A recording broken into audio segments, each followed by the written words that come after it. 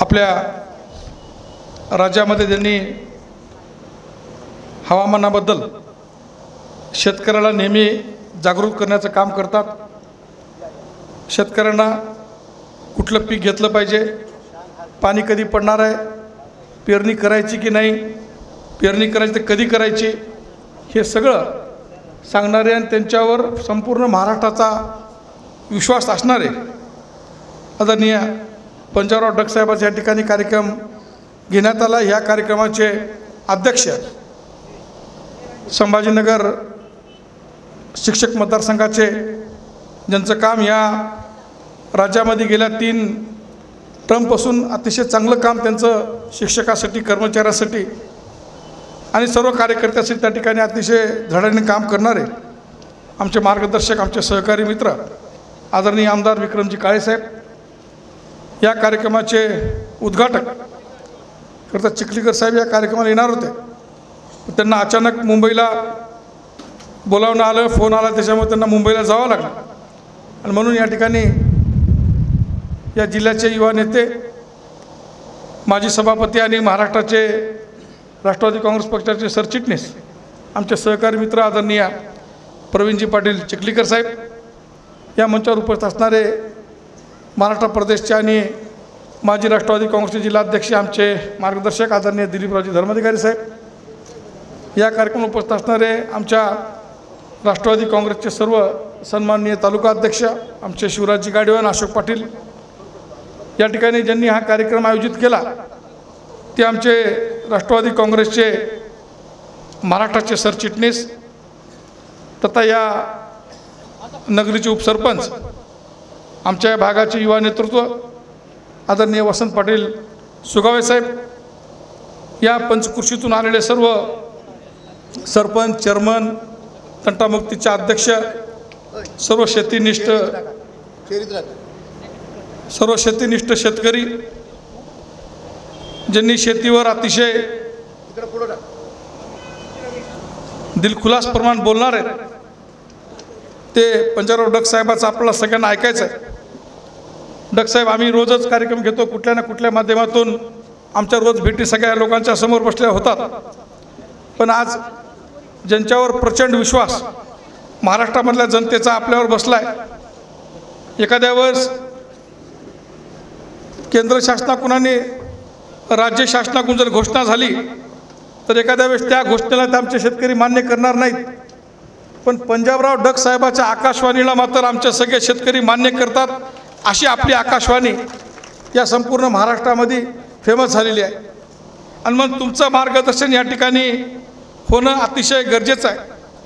पण आम्हाला राष्ट्रवादी काँग्रेसच्या माध्यमातून या जिल्ह्याचा अध्यक्ष म्हणून सुद्धा जे आम्हाला यावेळेस संपूर्ण महाराष्ट्रामध्ये जनविश्वास सप्ताह आम्हाला त्या ठिकाणी साजरा करायचा आदेश पक्षाच्या वतीने त्या ठिकाणी आलेला आहे आणि त्याच्याच अनुषंगानं आज रक्तदान शिबिर असतील, रोगदान शिबिर असतील, आरोग्य तपासणी शिबिर असतील, आमचं वृक्षारोपणाचं अभियान असेल, या ठिकाणी युवा संकल्प शिबिर असतील,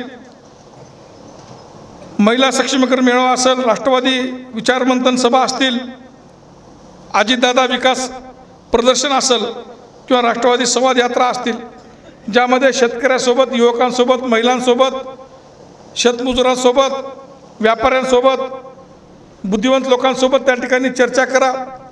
राष्ट्रवादी काँग्रेसचे ध्येय धोरण त्यापर्यंत पोहोचण्याच्या दृष्टिकोनातून आपण सगळ्या कार्यकर्त्यांनी, सगळ्या पदाधिकाऱ्यांनी काम केलं पाहिजे, अशा प्रकारच्या सूचना डगसाहेब आम्हाला महाराष्ट्र प्रदेशून त्या ठिकाणी देण्यात आल्या आहेत। आणि या राज्याचे उपमुख्यमंत्री आणि या देशाचे राष्ट्रीय अध्यक्ष अजितदादा पवार साहेबांच्या वाढदिवसाच्या निमित्तानं इतर कुठलेही कार्यक्रम न घेता समाज उपयोगी कार्यक्रम त्या ठिकाणी घेण्याच्या दृष्टिकोनातून आम्हाला आदेश असल्यामुळं आणि त्याच्याच अनुषंगानं आज हा कार्यक्रम वसंत सुगावे पाटलांनी शेतकऱ्याच्या उपयोगाचा कार्यक्रम या ठिकाणी घेतला।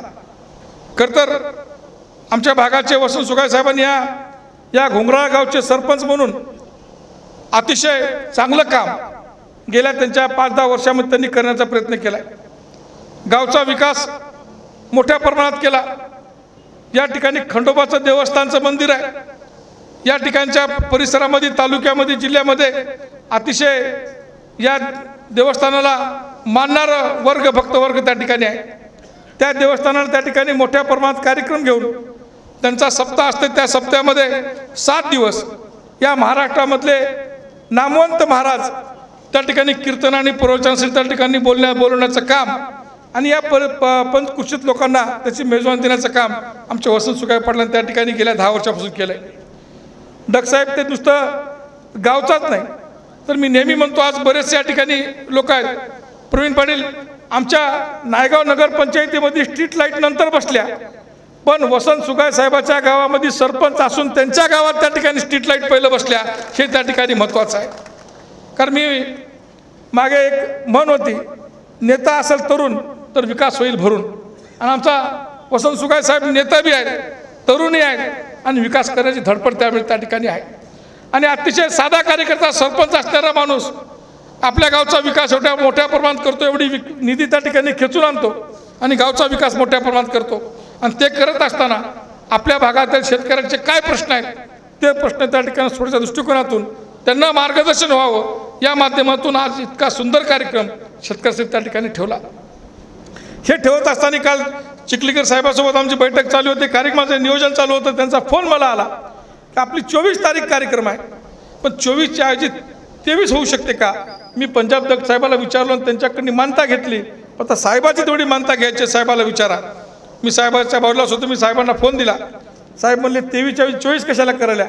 ते म्हणले साहेब नुसती मला एकच मेजवानी द्यायची नाही, तर 23ची सुद्धा मला त्यांना दुसरी मेजवानी द्यायची आहे आणि म्हणून मला हा कार्यक्रम 23ला ठेवायचा आहे. आणि म्हणून एक लोकांशी जिव्हाळा जोडणारा कार्यकर्ता म्हणून वसंत सुगाय त्या ठिकाणी ओळखलं जातं. आणि म्हणून या माध्यमातून एक चांगला कार्यक्रम वसंत सुगाय पाटील तुम्ही त्या ठिकाणी ठेवलात. जिल्ह्यामध्ये विविध कार्यक्रम त्या ठिकाणी आहेत. रोगणार शिबिर मोठ्या प्रमाणात आहे, त्या ठिकाणी रक्तदान शिबिर मोठ्या प्रमाणात आहेत. 26 तारखेला नागबड्डीला त्या ठिकाणी चिखलीकर साहेबांना तिथं 3000 वृक्षारोपण करण्याचा कार्यक्रम त्या ठिकाणी आयोजित केला आहे. आणि जिल्ह्यामध्ये राष्ट्रवादी काँग्रेसच्या माध्यमातून जे लोकोपयोगी कार्यक्रम आहेत, जो लोकांना उपयोगी पडणार आहेत, लोकांना मदत होणार आहेत, अशा प्रकारचे कार्यक्रम या सप्त्यामध्ये आम्ही सगळे पदाधिकारी, आमचे सगळे सहकारी, सगळे कार्यकर्ते, सगळ्या तालुका अध्यक्षांना घ्यायचं ठरवलं आणि त्याच अनुषंगानं हा कार्यक्रम या ठिकाणी होतोय. म्हणून मी वसंत सुगाय साहेबाला मनापासून त्यांच्या या कार्याला शुभेच्छा देतो. आणि पंजाब डग साहेबाला आमच्या नायगाव तालुक्याच्या वतीनं मी आपला इथला जिल्हा अध्यक्ष, इथला एक भूमिपुत्र म्हणून तुमचा आभार व्यक्त करतो की तुम्ही आमच्या नायगाव तालुक्यामध्ये आलात आणि नायगाव तालुक्यामध्ये येऊन आम्हाला समोरासमोर त्या ठिकाणी मार्गदर्शन करालात. तुमचं आम्ही TV वर ऐकलंय, तुमचं YouTubeवर त्या ठिकाणी मोठ्या प्रमाणात बघतो, तुमच्या बातम्या त्या ठिकाणी वाचतो.